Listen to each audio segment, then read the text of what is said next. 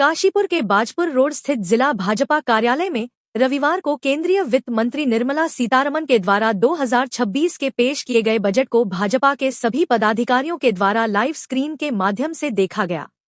इसके साथ ही भाजपा के जिला अध्यक्ष मनोज पाल की अध्यक्षता में सभी वरिष्ठ भाजपा पदाधिकारियों ने अलग अलग स्कूलों से आए स्कूल प्रबंधकों को शॉल उड़ाकर सम्मानित किया। इसके उपरांत कार्यक्रम में पहुंचे जिला अध्यक्ष मनोज पाल, विधायक त्रिलोक सिंह चीमा, वरिष्ठ भाजपा नेता राम मेहरोत्रा, मंत्री गुरविंदर सिंह चंडोक, ब्लॉक अध्यक्ष चंद्रप्रभा, खिलेंद्र चौधरी, जिला महामंत्री सुशील शर्मा, अमित कुमार, वरिष्ठ भाजपा मुक्ता सिंह के साथ भारी संख्या भाजपा पदाधिकारी एवं कार्यकर्ताओं के द्वारा 2026 का बजट पर एक गोष्ठी का भी आयोजन किया गया।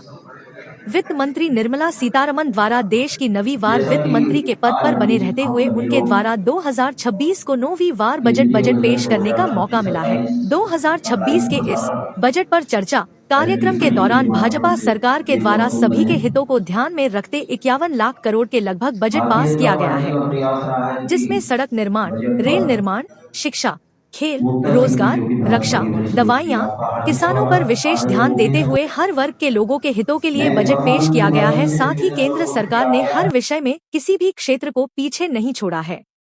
इस दौरान सभी भाजपा पदाधिकारियों एवं कार्यकर्ताओं ने 2026 के इस बजट को बहुत अच्छा बताते हुए देश के प्रधानमंत्री नरेंद्र मोदी एवं उत्तराखंड सरकार के मुख्यमंत्री पुष्कर सिंह धामी का धन्यवाद पेश किया गया। जैसा कि आपको मालूम है कि देश की वित्त मंत्री निर्मला सीतारमण ने रविवार को देश का 2026 बजट पेश किया गया है, जिसमें कई महत्वपूर्ण घोषणाएं की गई हैं। इस बजट में आम आदमी को कुछ राहत देने की कोशिश की गई है, लेकिन कुछ चीजें महंगी भी हुई हैं, जिसमें सस्ती हुई चीजों में कैंसर की दवाएं, 17 प्रकार की कैंसर की दवाएं सस्ती होंगी, जिससे मरीजों को बड़ी राहत मिलेगी। शुगर की दवाएं, मधुमेह की दवाएं भी सस्ती होंगी, जिससे मरीजों को फायदा होगा।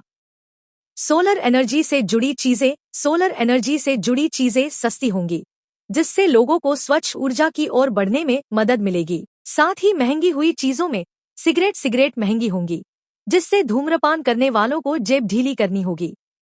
वाइन और अन्य मदिरा महंगी होंगी, जिससे शराब पीने वालों को महंगाई का सामना करना पड़ेगा। इस बजट में सबसे बड़ी सरकार की प्राथमिकता यह रही है कि सरकार ने इस बजट में स्वास्थ्य और शिक्षा पर विशेष ध्यान दिया है। इसके अलावा सरकार ने एमएसएमई और बायोफार्मा क्षेत्र को बढ़ावा देने के लिए भी कई घोषणाएं की हैं। इस बजट से आम आदमी पर कितना असर पड़ेगा यह भी आपको बता दें। आम आदमी के लिए यह बजट मिला जुला है। कुछ चीजें सस्ती हुई हैं, लेकिन कुछ चीजें महंगी भी हुई हैं। अब देखना यह है कि यह बजट आम आदमी की जेब पर कितना असर डालता है।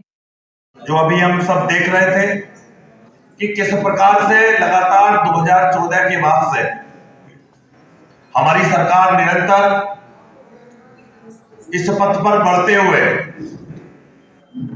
आपने अभी हमारे सम्मानित विधायक जी ने बताया कि हम विश्व गुरु बनने के बिल्कुल नजदीक आ गए हैं और आज हमारी जीडीपी बढ़ते बढ़ते हम 7 की ओर हैं और अभी 8 और 9 में जाते जाते हम विश्व गुरु बनने की कल्पना करेंगे। तो हमने कोशिश की थी कि क्योंकि देश को हमारी सशक्त महिला चला रही है, तो ऐसी हमारी मातृशक्ति भी इस कार्यक्रम में आए और उनको हम सम्मानित भी करें और वो एक अच्छा संदेश दें। तो हमने अपने सभी, हमारी कई सारी बहनें एसोसिएट प्रोफेसर हैं, हमारे कई कॉलेजों के मैनेजिंग डायरेक्टर हैं, मिश्रा जी भी उसमें हैं, हमारे प्रिंसिपल ब्रजेश जी हैं, कई सारे लोगों को हमने एक सूची बहुत तनिक समय में सूचीबद्ध किया और ऐसे 20 लोगों को बुलाकर मैं अपनी टीम का भी बहुत बहुत धन्यवाद करूंगा।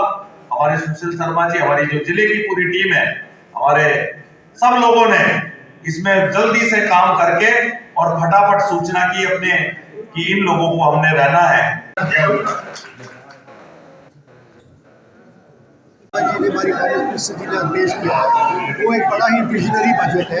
इसमें हर सेक्टर में ग्रोथ दी गई है और खास ध्यान जो है जॉब क्रिएशन, इंफ्रास्ट्रक्चर और जो गरीब है उसकी बाइंग कैपेसिटी के ऊपर जो है खास ध्यान दिया गया है। और हमारी जो ग्रोथ पिछले साल हुई है 7% की ग्रोथ, एक अच्छी ग्रोथ है। और हम लोगों का विकसित भारत का जो सपना है 2047 का, अगर हम थोड़ी और मेहनत करके ये ग्रोथ 9% की ले आएंगे तो हमारा इससे जो है जो हमारा विकसित भारत का 2047 का सपना वो जगह। सबसे पहले तो मैं अपने प्रदेश नेतृत्व का निर्देश हुआ कि सभी अपने जिला मुख्यालयों पर बजट पे चर्चा के लिए एक सर्व समाज स्पर्शी लोगों को बुलाकर और इसमें चर्चा करनी है। तो आज जिला काशीपुर के जिला मुख्यालय पर हमने कोशिश की थी कि अपने कुछ उद्योग घराने के लोग आए, कुछ शिक्षाविद आए, कुछ और ऐसे सामाजिक लोग आए जिनका इस बजट के कारण हमने अपने अधिवक्ता गणों को, अपने चार्टर्ड अकाउंटेंटों को बुलाया और आज यहाँ ये कार्यक्रम आयोजित किया गया है। और बहुत अच्छे से मैंने भी स्वयं यहाँ आने के बाद जो बजट में मुख्य बिंदु आए हैं उन पे सब पे चर्चा की है। और निश्चित तौर पर ऐसे आयोजन करने से जो हमारी केंद्र की सरकार माननीय मोदी जी के नेतृत्व में चल रही है उनके जो क्रियान्वयन है नीचे तक जाएगा। सभी आज हमारी केंद्रीय वित्त मंत्री जी जो एक सशक्त महिला है, 9वीं बार हमारे बजट का उन्होंने यहाँ से वो किया है।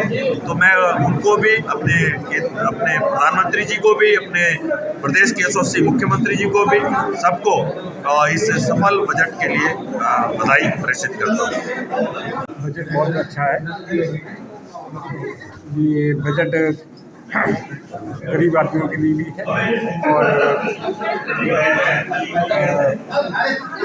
बहुत अच्छा।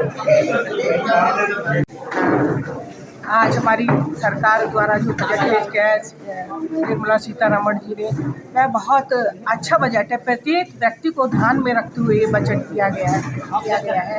चाहे वो किसान हो, चाहे वो शिक्षा हो या मेडिकल के क्षेत्र में हो, कपड़े के क्षेत्र में हो, कपड़े को और सस्ता कर दिया गया है। मेडिकल की दवाई है, जैसे कैंसर और जैसे ऐसे रोग हैं उनकी दवाइयों को भी सस्ता कर दिया गया है। और छोटी कंपनियां जो अपने देश में एक बहुत बड़े स्तर पर कार्य कर रही हैं MSME के अंतर्गत, उनको बहुत सुविधाएं दी गई हैं। और जिस तरह सड़कों का निर्माण हमारे पिछली सरकारों में भी होता रहा है, इस समय भी हमारी सरकार ने बजट में सड़कों का निर्माण, आगे सड़कों को किस तरह से हम आगे बढ़ा सकते हैं।